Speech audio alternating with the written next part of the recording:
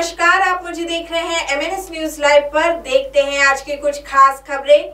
अजगर को दिया गया जीवन दान। वर्धा जिले के गिरड़ गांव के फरीदपुर तालाब के पास 7 फीट लंबा अजगर मिलने से नागरिकों में दहशत फैल गई, लेकिन वक्त पर सर्प मित्र वहां पर पहुंच गए और उन्होंने अजगर को पकड़कर खुर्सापार जंगल के सर्पवन में छोड़ दिया।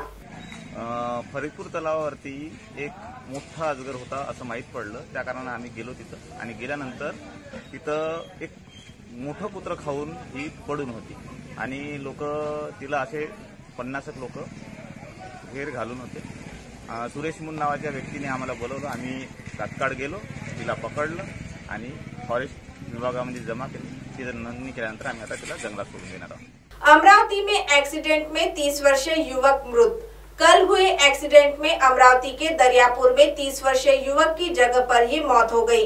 मृतक आकाश विजय राउत अपनी मां और दादी के साथ अस्पताल जा रहा था, लेकिन रास्ते में पीछे से आ रहे एक ट्रक ने उसे टक्कर मार दी। इस टक्कर में आकाश की जगह पर ही मौत हो गई।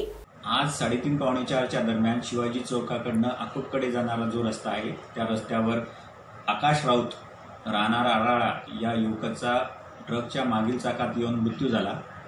मृत्यू झाल्याच्या नंतर सदर युवकाला तात्काळ दवाखान्यामध्ये पाठवण्यात आलेले आहे।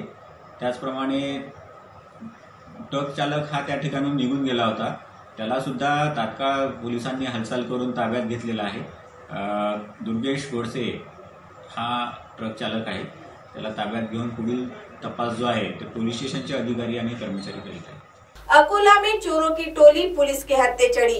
अकोला जिले के भीतर और साथ में जिले के बाहर के खेतों के गोदाम में रखे अनाजों के भंडार को चुराने वाले चोरों के एक गिरोह को स्थानीय पुलिस ने गिरफ्तार किया है।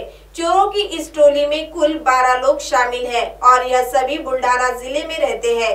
अब तक इस टोली द्वारा कई गोदामों पर हाथ साफ किया गया है। अकोला जिल्ह्याअंतर्गत नॅशनल हायवे क्रमांक 6 वर पोल्ट्री गोदामामध्ये बाळापूरमध्ये असलेल्या धान्याच्या गोडाऊनमधून मार्च 2020 ते जुलै 2020 या कालावधीमध्ये गोडाऊन फोडून त्यामधून तूर, सोयाबीन तसेच हरभरा चोरीचे प्रकार घडले होते। या गुन्ह्यामध्ये एकूण 11,66,000 रुपये किमतीचा मुद्देमाल चोरी केला होता।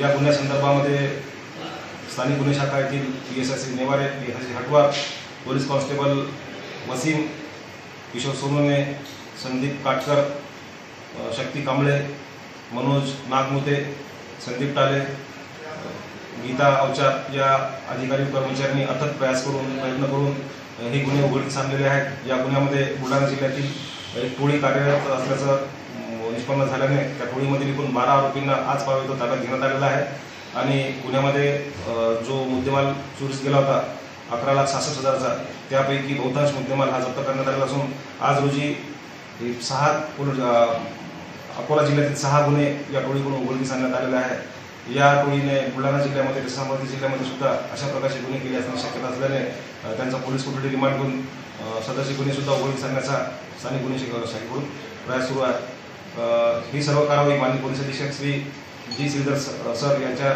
मार्गदर्शनाखाली करण्यात आली है। अब आप हमारे चैनल को ऐप पर भी देख सकते हैं। प्ले स्टोर में जाकर MNS हिंदी लिखिए और ऐप डाउनलोड करें। साथ ही साथ आप हमारे फेसबुक पेज को भी लाइक कर सकते हैं और उन पर भी खबरें देख सकते हैं। लिंक ट्विटर, हाइक और इंस्टाग्राम पर भी आप हमारी खबरें देख सकते हैं। आप हमारे चैनल को यूट्यूब पर भी देख सकते हैं और इसे यूट्यूब पर सब्सक्राइब करना बिल्कुल भी ना भूलें। फिलहाल वक्त हो चला एक ब्रेक का। ब्रेक से लौटने के बाद देश और दुनिया की तमाम बड़ी खबरें देखने के लिए बने रहे MNS न्यूज लाइव के साथ। नमस्कार।